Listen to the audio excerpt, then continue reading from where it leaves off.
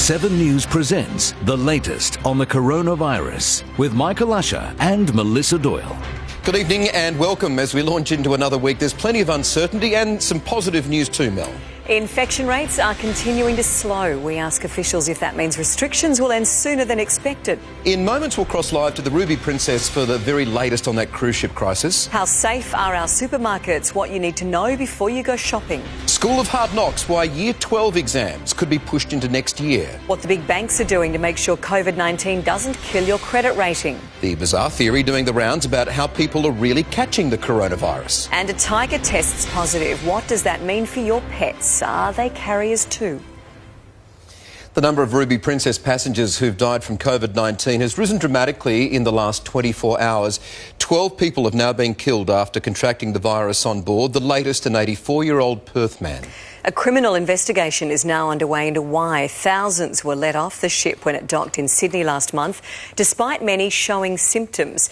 Right now, well over 1,000 crew members are still quarantined on board, hundreds of them unwell. Now, it's docked at Port Kembla in Wollongong, south of Sydney, where we find our reporter Miley Hogan tonight. Miley, good evening to you. What's the big question, I guess, is how long is this ship going to be staying there?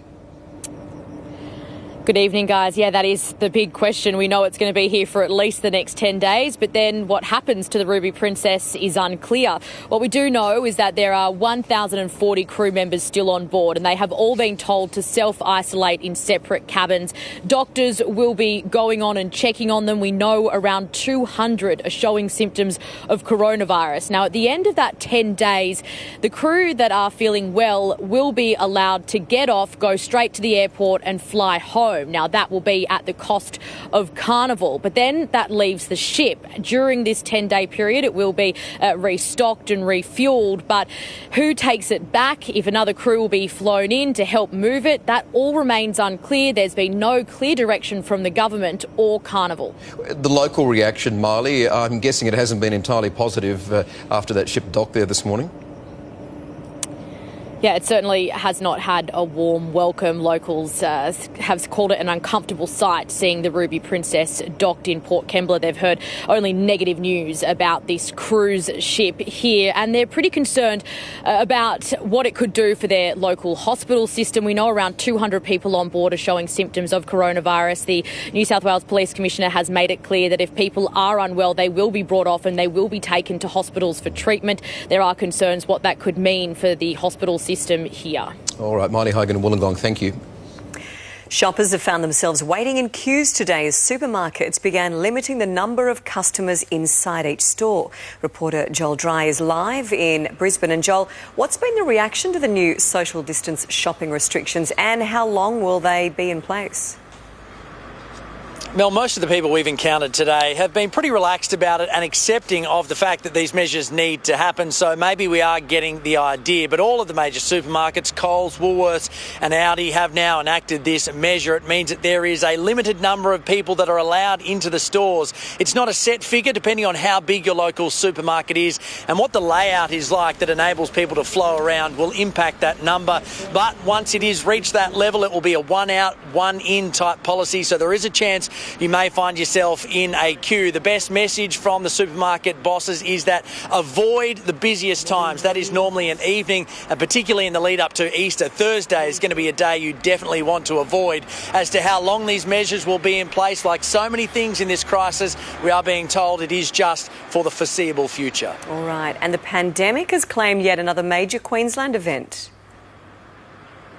Yeah, sadly it has. The Ekka, the Brisbane show when the country comes to the city, has officially been cancelled. It is not due to be held until August. Organisers told us they were going to wait until mid-June to make a decision, but they have now said to give their sponsors and stall holders some clarity, they've made the decision, and that is to cancel. So that's some sad news for people in a few months' time, but for people right now there is some more bad news. 3 Gold Coast beaches, they being the Spit, Surfers Paradise and Coolangatta, have been shut because the local mayor says too many people from Brisbane and Logan have been not doing the right thing, heading down there and filling up the beaches, so he's had to take this step to close beaches. So another closure as this coronavirus rolls on. Common one for beaches, isn't it? Joel, thank you very much.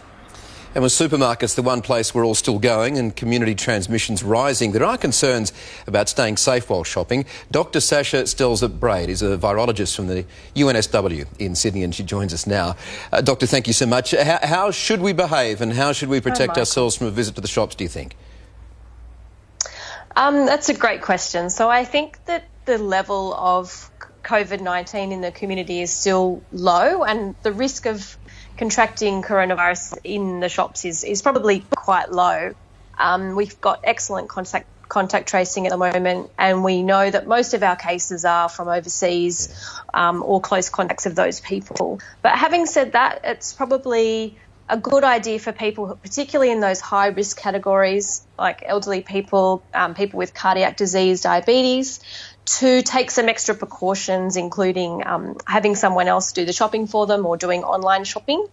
And for regular healthy people, we can protect ourselves by wiping down the trolleys with alcohol wipes if you have any, or if you don't have any available, you can use a tissue to hold onto the trolley, and try not to touch too many things in the shops. I know it's hard. Yeah. And of course, washing your hands frequently with soap and water, or using an alcohol-based hand rub, and try not to touch your face. What about in the fruit and veg area where, you know, we by instinct, I guess, touch some of the fruit and the veg to test it? What do we do there? What's the advice? So probably what people are doing anyway, which is always washing your fruit and veggie when you get home. And just the mechanical action of using cold water will be enough to remove most virus and dirt as well on your fruit and veggies. And if you're really worried, or if you're in one of those risk categories, you could use a little bit of detergent to really wash those down. We know we've learned a lot during this whole crisis, so many things in fact, but one of them is that this virus particularly does last on some surfaces. Does that apply to the surface of fruit? Do we know anything about timing of that versus like a kitchen bench? So we don't know particularly about fruit. What we do know is from a laboratory study which looked at the surfaces plastic and steel and also cardboard. And I guess by extension of that, we can make an assumption that a fruit with a hard surface, like an apple or something like that, the virus might survive a bit longer on that type of surface. All right, interesting again. Dr Stelzer-Braid, thank you for joining us tonight. In breaking news tonight, a sixth aged care resident of the Dorothy Henderson Lodge in northwest Sydney has died from COVID-19. The 90-year-old male passed away earlier today. 21 people from the care home had already tested positive for the virus. In a statement, the CEO of the Baptist Care Group said it is nothing short of heartbreaking to have another resident lose their life to this virus. It takes the national coronavirus death toll to 41 people. Nurses and midwives in New South Wales have been warned against wearing their scrubs or uniforms in public. It comes in the wake of a spate of incidents where medical staff were verbally abused and spat on by people who feared they were spreading coronavirus. In one disturbing case, an intensive care nurse was allegedly assaulted after boarding a train wearing scrubs. And 4 Qantas crew members who did not have to go into quarantine after a flight have tested positive for COVID-19. The staff operated a flight from Chile which landed in Sydney on March 29. All passengers from that flight went into forced isolation in hotels for 14 days, but crew members were exempt from the isolation orders. Now, tomorrow, state and federal education leaders will meet to work out how the coming months will look for Australia's 4 million school students under the new COVID-19 restrictions. There are fears disruptions will mean students are missing out on vital parts of the curriculum. And that's especially so for those in Year 12, Mel, which we know. In Victoria, there are even suggestions that end-of-year exams could be pushed into next year to allow students to catch up. Earlier, I spoke with one of Australia's leading educators, Greg Whitby. His Catholic Schools Diocese in Western Sydney has 34,000 students and 3,000 teachers. Now, we're a few weeks into this whole new world of learning. How is everyone coping? I think everybody is coping very well, to put it bluntly. They are a bit mystified and they're learning as they're going. We have a saying here, you learn learn the work by doing the work. Look, the students, the parents at home who are trying to help the kids, the teachers, everybody's giving it a real red-hot go to this new style of learning. But what about the concern that children are not getting as good an education this year? Do you think that's a fair assessment? I don't think it's a fair assessment. I think they're certainly going to get a different experience. But, to assume that all learning takes place in the schools, and I'm not denying that that's a core part of the delivery of the curriculum. The thing is that we have to work with those with the parent community and get them to understand that how we've done it is not necessarily going to be the same into the future, but we will guarantee the quality, and the quality is the issue. What parents want to be concerned about is that they've got rigorous assessment, they've got rigorous tasks to do, and our schools are making sure that we do that. What about our Year 12 kids this year? I know one state, Victoria, is concerned enough to consider pushing exams for its 49,000 students into early next year. Where do the Year 12 students sit, and is that something all the states should be considering? Can you realistically see the Year 12 exams going ahead as normal this year? I can't realistically see them going ahead this year for two reasons. The first one is just the practical one that I've outlined before. To assume that every child in New South Wales, the 70,000 plus, will get the same learning experience, that will have a level playing field, is utterly ridiculous. To be blunt, we're still going to forward, assume that it does go forward with an examination style. We'll be having children sitting in rooms for 3 hours with a pen and paper test to do what's been done for the last 60 years. I wonder whether that's appropriate now, and whether we could take a lot of the heat and a lot of the concern out of this, and so we can focus on finding the solutions. And the solutions are there. Before I let you go, give me your forecast going ahead. Obviously, the Prime Minister talks about us being in a 6-month period here dealing with this health and economic crisis. Do you see the schools going back to regular classroom activities and hours any sooner than that, potentially after the Easter break? My crystal ball's no better than most others, I'd say. Our planning probably so that we can give some certainty would be around a term, but if it's early in that, we would welcome that. But I want to make sure that all schools would assure their communities that the kids will get the best possible education, and they will do so in a planned and constructive way. All right, Greg Whitby, really good talking to you, and thanks for joining us. Thank you, Michael. Yeah, leading educator there. I mean, it's saying what a lot of people in education circles are saying now. There is no way that the Year 12 kids should be pushing ahead with their exams later in this year, which is big news. We both went through that last year with our elders. And there's enough stress anyway. I've actually, my daughter's in Year 11, and we've also said to her, do your best, and if you get to the end of the year and there's issues, then we'll deal with it. If you've got to go again, you've got to go again. But uncertainty, though, in that Year 12 year where there's so much pressure. I think so. But some good news. I mean, the parents, gee, it's a struggle for a lot of people. I know many of you watching this right now who are working from home and homeschooling the kids. Yeah. There's a lot of pressure there. There's a lot of pressure at the moment. So I've got 2 at home doing it. Yeah, I've only got 1. I had to supervise a maths assessment the other day, so luckily I couldn't contribute. But anyway, but good luck to all the mums and dads who are doing it at the moment. Now let's move overseas. The situation in New York City is worsening with a rising death toll and increased pressure on an already overflowing hospital system. US Bureau Chief Ashley Mullaney is in New York, and Ash, we've seen those images. There's body bags in the back of trucks. They're piled up in the hallways of hospitals. Is the city at a loss on how to handle the rising death count? Yeah, well, Mel, they're doing the best they can, but the reality is the hospital morgues here in New York City are full. We're seeing patient after patient arriving at emergency centres like this one in Brooklyn. You can see some paramedics there this morning. And really, it's the look on the nurses' faces when they walk out to come up for some fresh air that says it all. They just look completely broken physically and emotionally because they simply can't save everyone. And I'll just show you where we are now. This is a residential Brooklyn street where we're standing. This isn't the back alley of a hospital. You can see these are apartments down here, and what we're looking at, these refrigerated trucks here. These are now temporary morgues that have been set up outside the Wyckoff emergency area here in Brooklyn.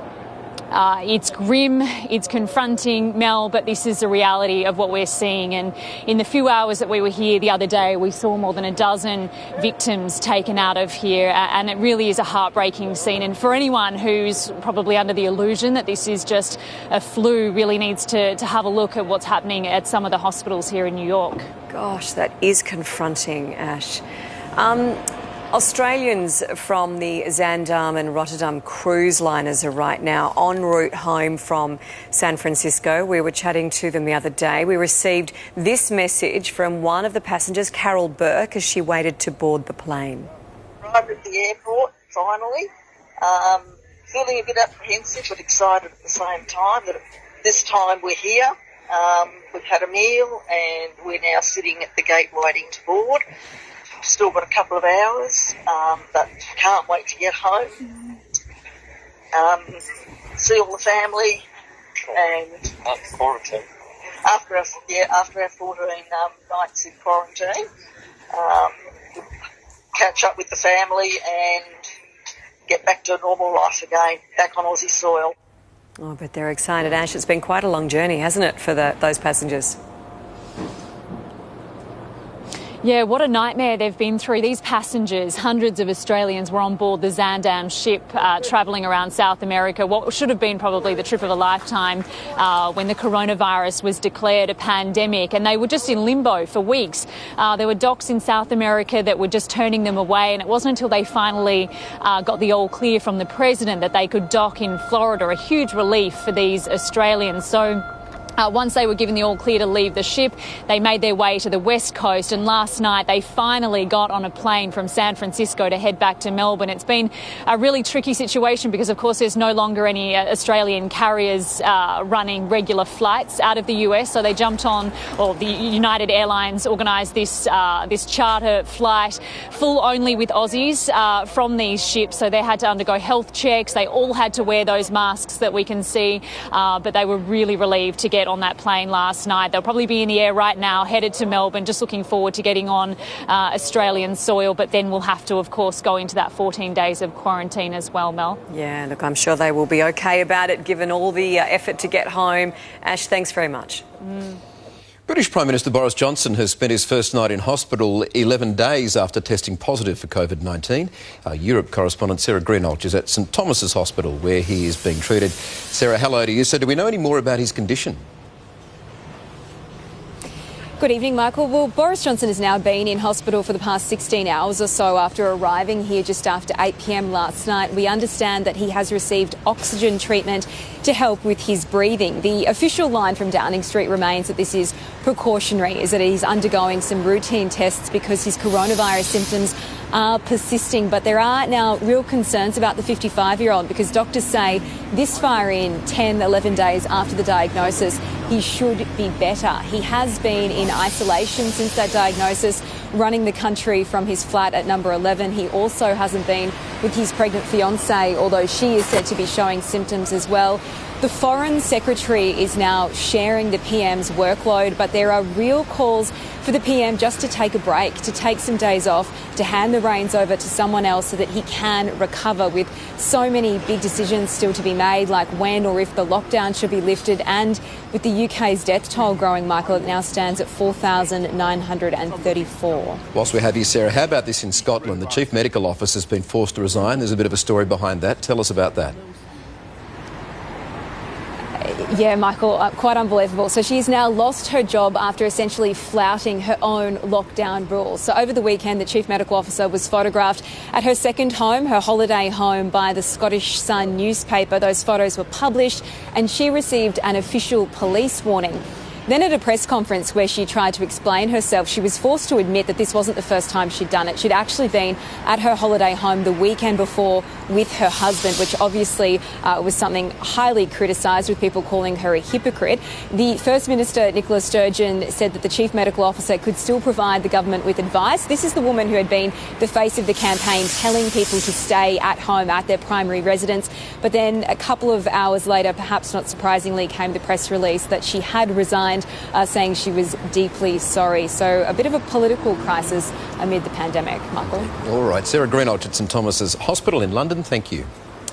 Still to come, infection rates slow. Could it mean restrictions are lifted sooner? A government official joins us with that answer. Big banks promise the pandemic won't kill your credit rating. We explain how that works. Crazy COVID conspiracy theory going viral. We bust some myths tonight. And a tiger tests positive, so could your pet be a carrier? That's next on the latest from 7 News.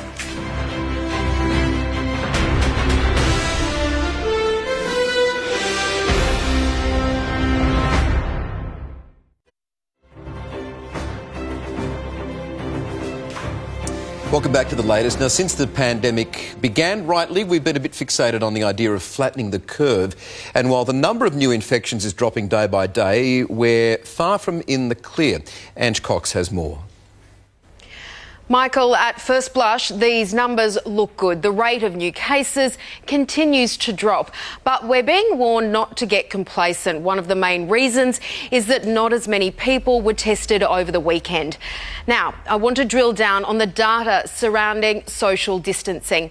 It feels like cities have almost ground to a halt, and we've got the statistics now that back that up.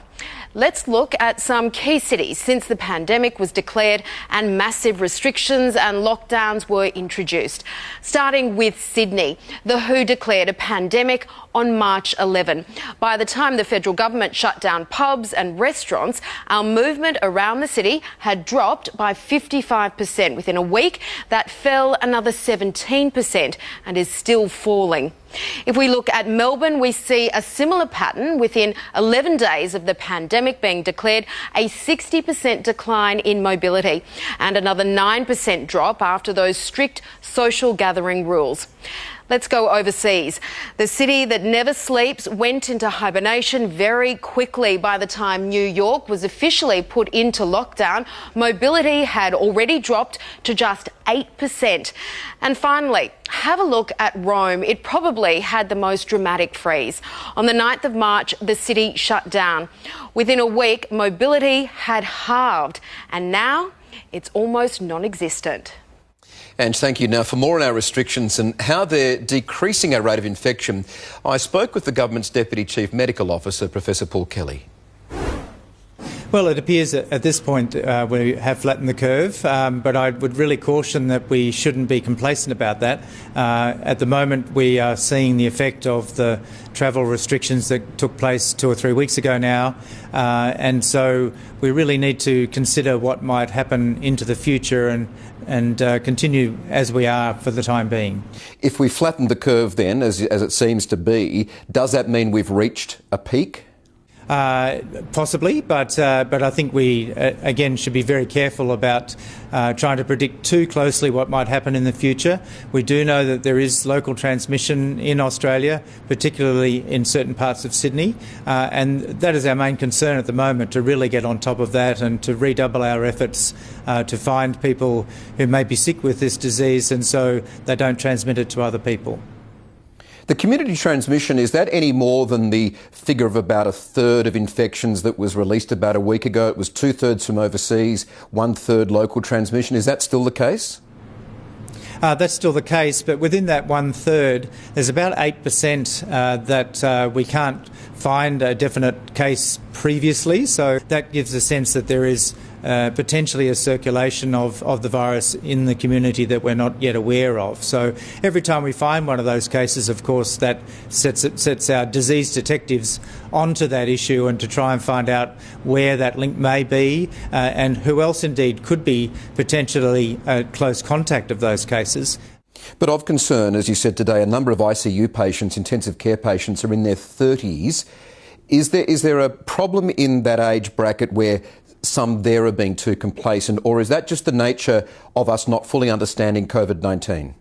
I think there's been a lot of information very quickly and a lot of changes very quickly, Michael, and so I'm not into a blame game for any particular members of the community. I mentioned those young people in ICU because really, as has been said, we are all in this together, and so this is not just a disease for old people like me. The Prime Minister's told us to be prepared for a 6-month window.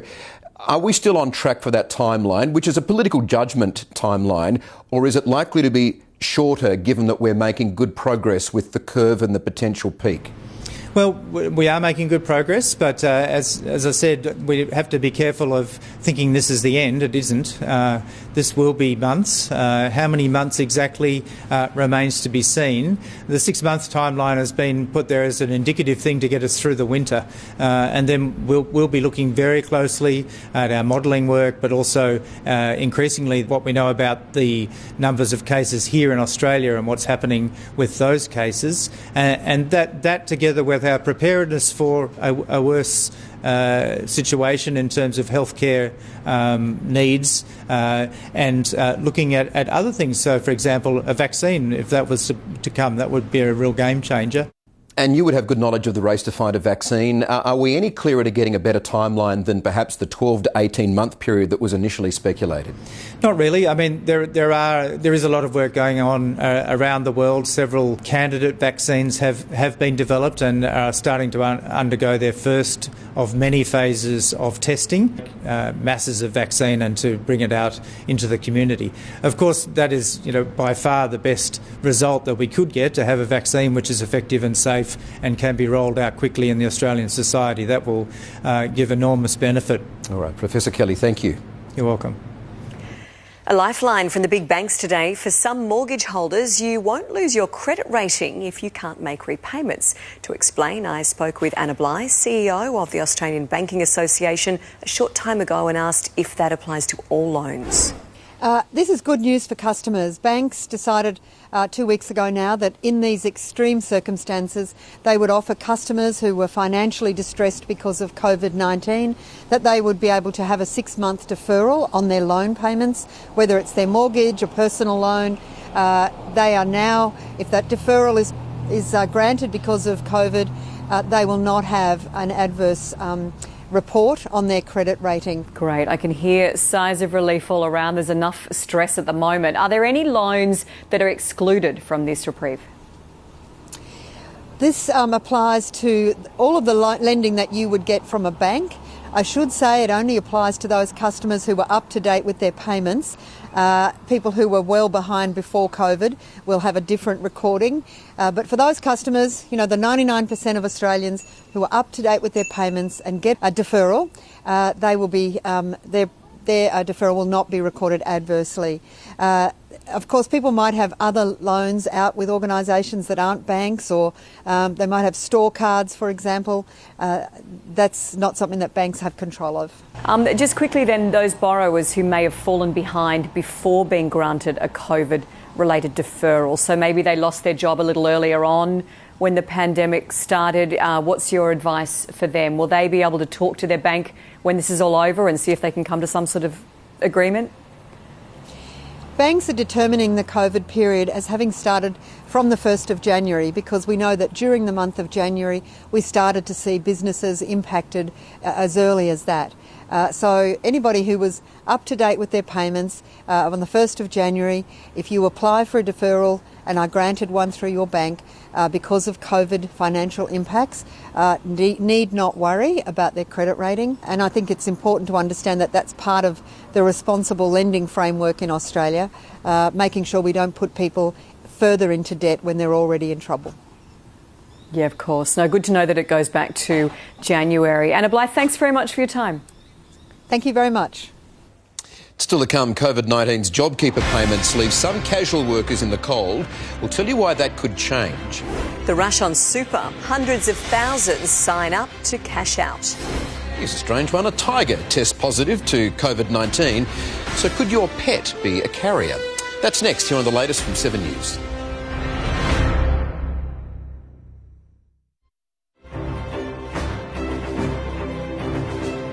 A political battle is heating up over the JobKeeper coronavirus wage subsidy.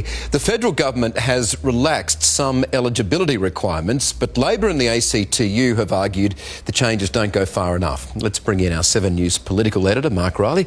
Riles, good evening to you. Thanks for joining us again. G'day, Michael. The federal government, now it's relaxed the rules around the JobKeeper payments, as I said. Good news for charities, not so much for casual workers, though. Yeah, for charities, good news. So they've lowered the bar for charities. Before they had to prove that their revenues had fallen by 30% year on year, this March to last March, and now they've lowered that to 15%, so a much lower bar for the charities, and it means that they will then get access to JobKeeper allowance for their employees. A very, very thankful sector at the moment. But for casual workers, it's still a different story. So for 1.1 million casual workers, the ACTU says, who have not been with a principal employer for more than 12 months, that is the criteria for eligibility for the JobKeeper allowance. They won't get that allowance, and the government says it's considered joining those people into the group who are covered and decide not to proceed that way. So Labor says that it should, because it's more fair to include those people. They're in those Centrelink queues and with everybody else, and not getting that allowance means that they'll be doing it tough. The government argues that they will be able to get Job Seeker, which is the old unemployment benefit, plus some allowances, rent assistance, energy assistance, and that's about the same number. The difference, though, Michael, is the JobKeeper is all about keeping your connection with an employer and keeping a job, and they will lose that. So the Attorney-General, Christian Porter-Riles, has accused Labor of standing in the way, but the legislation, it's expected to pass on Wednesday, right? Yes, it will, and Labor has said it will pass this legislation, even if it has problems with it. The greater good is served by the Parliament coming together and voting on it again. So, as with the first two tranches of first stimulus and then rescue packages, Labor will support it. They have some suggestions, though, on how to amend the legislation. One of them is to include these casuals and some other inequities around the edges, but they say they'll have those arguments in the Parliament. That's what the Parliament's for, to share ideas and to argue about or debate amendments in the best case. But even if those amendments fail, Labor will vote for this, so it will get through probably on late Wednesday night. With a bit of tinkering, no doubt. A little bit of tinkering. A little bit of tinkering. Look, the government faces a real battle balancing the health and wealth of this country right now. There's no doubt about that. Tell us the mood. You've got a good read on these things. What is the mood inside Parliament House this week? Well, look, I think it's a mood in two, really. They're happy, they're pleased with the data showing that the curve is flattening, and we've heard that phrase all the way through the last couple of weeks. They're very, very heartened by that. But there's also a second side to that. By flattening the curve, what you're also doing is elongating the timetable. The lower the curve, the longer the issue stays with the country. So in those countries like the US and Italy and the UK, where they're having a spike now in coronavirus infections and terribly in their mortality rates, that's a dreadful thing. But they will get through it a little bit quicker. For us in Australia, by managing, at the moment, managing that curve, it means that the timetable does go longer. So the government has a longer term issue. It's a lot of money out there, Michael, and they keep talking about 6 months because that's about the limit of it. There's not money to go beyond 6 months. I've wondered for a few days now, Riles, whether we should be running a financial curve as well as the health curve and see where that's all going to go, because it's going to fall off a cliff at the end of it. It'll be a horror story, that financial curve, but at the moment, look, hopefully the government keeps saying that it's the health is a primary objective, and I think that's the right way to look at things. All right, Riles, good on you from Canberra again tonight. Thank you. Thanks, Michael. Thousands of Australians have rushed to the taxation office to register for the early release of their retirement savings. Let's cross now to our Network Finance editor, Gemma Acton, with more. Gem, good evening to you. Now, you've spoken with the boss of AMP about super and how his staff are keeping up with the thousands of calls for help from customers. Yes, Michael, it's an incredibly busy time, of course, for all financial institutions, as well as the tax office, as you mentioned. They said that they've already seen 361,000 Australians reach out to register for more information about the early access to super on a tax-free basis scheme. Interesting to watch how this tracks against the government's expectation that about 1% of super members will apply for this. I talked earlier, as you mentioned, to the Chief Executive of AMP, Francesco De Ferrari. He said they're working on the similar assumption that about 1% of their client base will apply for early access to super. And he's very pragmatic, saying for some people this will be a lifeline, and we're here to assist people in that situation. I also asked him how his frontline staff are keeping up with this absolute flood of calls they've been getting in the last couple of weeks. I mean, I think one thing we need to be proud of as a country is we have a banking system that's working 95% from home, and we're still managed to cope with a significant increase in inquiries So at AMP, I'm really proud that our employees are making the extra effort, even though working in challenging conditions from home, to really field all these really important questions from our clients right now. Many people now are very rightly and justifiably concerned about how this crisis will impact their retirement plans. What is your message to any Australians wondering how to manage their savings through this crisis? Listen, these are very challenging times because we've seen all the asset classes come down at the same time. We've seen shares come down, we've seen listed real estate, we've seen infrastructure. Now, from an investment point of view, the real answer would be that you would not really want to sell in a market downturn like this unless you really needed to. But there are situations where clients have no alternative. I mean, just this morning I was calling back a number of clients that reached out to our call center, and the stories you hear are really, some of them pretty sad. One thing that will emerge, though, once we get out of this crisis, and we will get out of this crisis, is that people who withdraw their super balances today will have a funding gap in their retirement. And we will need to find solutions to help them address this going forward. What would you like to see ultimately change in terms of how the financial services industry operates here in Australia? I'd love to see a financial services industry that's really close to customers and then can emotionally engage with customers. The fact that only a third of Australians on average know the balance of their super is something that we would also like to address. People need to understand that these are very important choices. Francesco, let me finish on a more personal note. Your home country is suffering tremendously.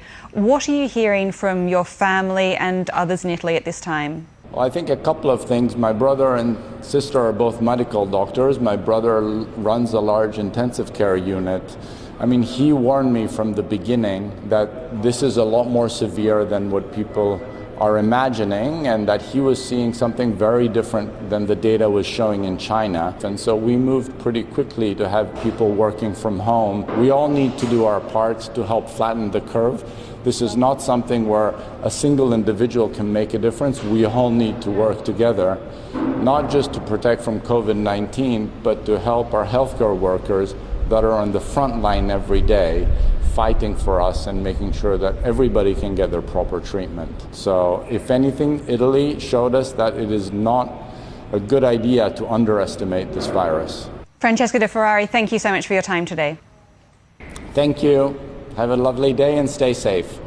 Yeah, the boss of AMP speaking to Gemma there. He was brought in the wake of the Royal Commission, scandals where AMP got caught up in that to clean up AMP. Now he's dealing with a different crisis altogether. An amazing personal story there, Mel. And I was wondering too, does that give him a different perspective? Yeah. Do you look at it in an entirely different way, given his brother is on the front line? And as we know, the numbers in Italy have been horrific. I think they've lost more than 100 doctors and nurses. So ridiculous. I just wonder if that, changes his thinking. Yeah. So. All right. Now, still to come, the crazy theory, it is a crazy theory, that blames technology for COVID-19. It went viral, but we'll clear it up. And a tiger tests positive at a New York zoo. What does it mean for our pets and us? That's coming up on the latest from 7 News.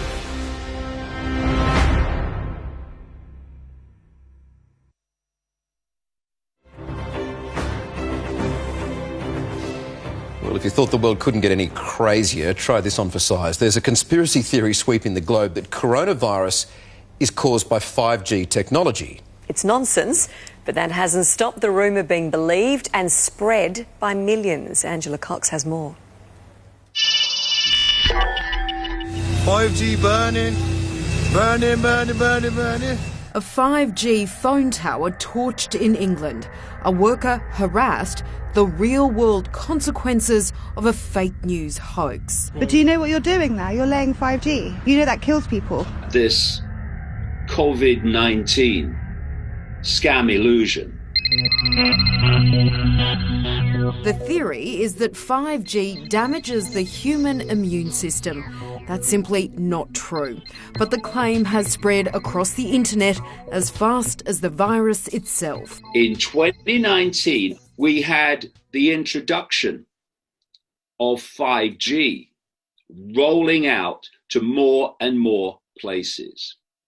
And where was it massively introduced? Ahead almost of anywhere. China. And what was the first city to introduce a 5G smart system? Wuhan, where this virus is supposed to have broken out. So the 5G rumours are unfounded. It's completely false information. There is no scientific basis to it whatsoever. Digital communications expert Daniel Angus warns people are becoming more susceptible to this type of misinformation. People are spending more time online, and perhaps that means that, yes, they are also spending more time reading and consuming forms of fake news and misinformation.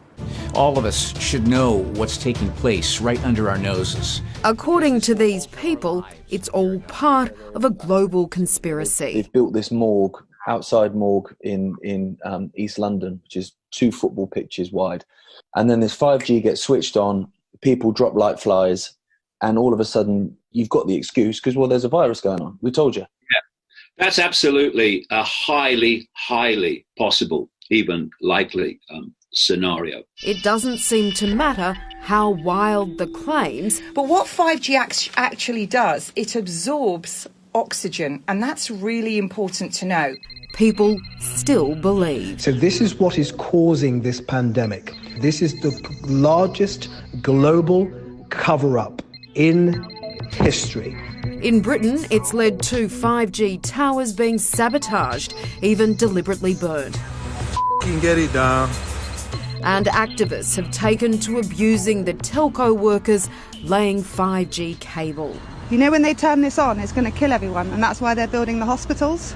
Yeah, how do you feel? Do you have children? No, I'm young. Do you have parents? Just my mum. Well, how do you feel that when they turn that switch on, bye mama? Are you content to continue doing that job? Are they paying you well enough to kill her? Hard to believe that people can be taken in so easily, but let's bring in John Doyle, Professor of Medicine and a man we often rely on to sort out scientific fact from popular fiction. Professor Doyle, thanks so much for joining us. What do you make about these claims about 5G somehow causing coronavirus? Michael, this is right up there with the wind farms causing cancer theories. Look, this is nonsense, and normally there are thousands of crazy theories out there, but at this time in our fight against this epidemic, this is dangerous nonsense. We are relying on Australians to be self-disciplined, and we have to convince them, and have convinced them, that the science underlying these restrictions that we're all putting up with, namely that we have a very serious communicable disease caused by a virus, that has to be accepted by the community. And even having just a few people think differently and feel that social distancing is not for them because of this silly idea, that's putting us all at risk. This is dangerous nonsense. Is it because, Professor Dwyer, people are particularly vulnerable right now, or is it just that some people are more susceptible to believing different theories? Look, I think there's always, around every crisis, around so many situations, you find outliers with ridiculous theories. And for some people, this whole idea of a conspiracy turns them on, I think. And as I say, most of the time it really doesn't matter that much. But in this particular case, it's dangerous. And of course, this virus that we're fighting, we can see it under a microscope. We can unfortunately put our fingers on it, maybe put them in our mouth, and we can see the virus in the lungs of people that have died. There's no question about what's happening here. And of course, I'd point out that the coronavirus is available to all Australians, which you can't say about the 5G network. It's only very patchy at the moment. This is dangerous nonsense, and hopefully there'll be responsible reaction on social media to squash this. But in this day and age, who knows? No, that's been the trouble with social media over the weekend. It's just been spread so quickly, and it loves spreading a conspiracy theory on some of that. But look, let's underline this absolutely plainly, Professor Dwyer. Is there any scientific basis at all for believing that 5G technology could be harmful to our health? None whatsoever. In fact, we know that we'd have to have about 100 times more intensity in the 5G radio waves that are emitted to have any chance of affecting human health. That the evidence is absolutely rock solid that this new 5G technology is wonderful, harmless, and the sooner we have it available to us, the better. Exactly right. All right, Professor John Dwyer, thank you so much. You're welcome, Michael. Still to come, a tiger at a New York zoo tests positive for the virus. So what does that mean for man's best friend? A zookeeper and a vet explain. That's next on the latest from 7 News.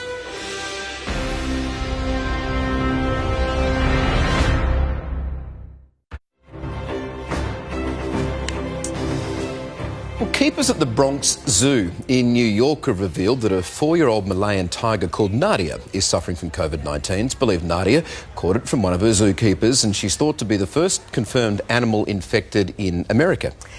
The tiger has a dry cough but is expected to make a full recovery. But it poses the wider question, should we be worried about animal-to-human transmission?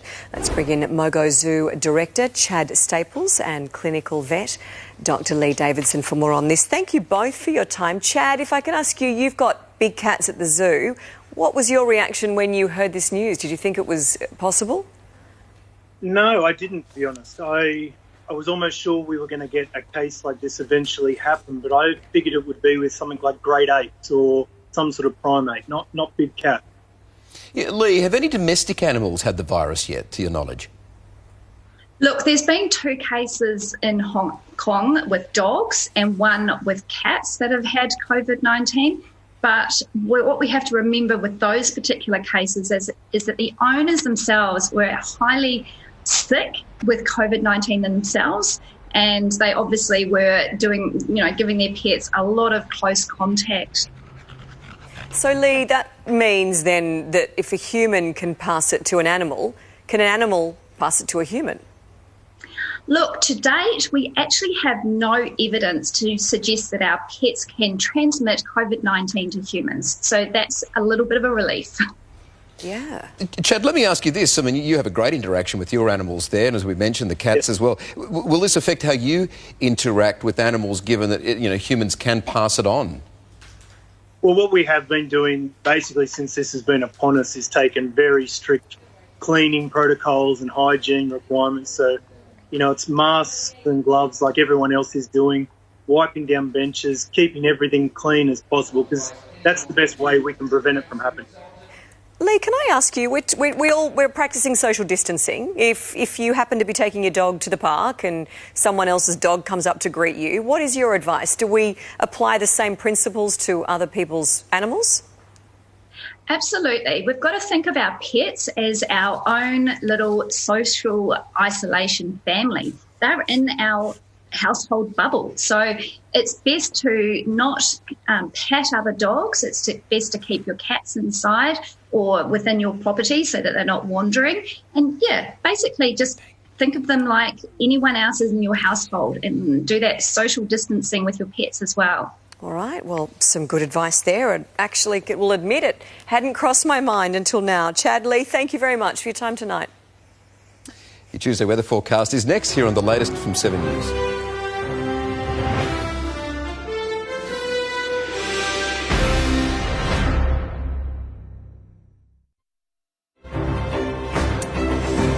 Welcome back. Let's take you now to St Julian's and Spinola Bay. That's in Malta. Good shot there. Currently a mild 17 degrees, we understand. But let's leave that shot up and have a look at the temperatures around our beautiful country now. Sydney, partly cloudy, 22. Few showers in Hobart and 18. Nice and warm in Perth with a top of 34 degrees. And in other parts of the country, Cooktown, sunny and 30 degrees. Wangaratta, 19 and cloudy. And Exmouth, you're expecting a hot day of 35 degrees. Special mention to all the nurses and doctors in Wangaratta too. They reached out to me over the weekend and said, can you send us a message? We're collecting messages just to say, a bit of a rev up, pump up. Great, well, scared and worried. So there you go, you've trumped it. Yeah, I think it was Courtney who reached out to me, so thank you for that, one of the nurses there. So to all of you in Wangaratta, thank you. And thank you for your company this evening. From the team here at 7 News, that is the latest. I'm Michael Usher. And I'm Melissa Doyle. Good night.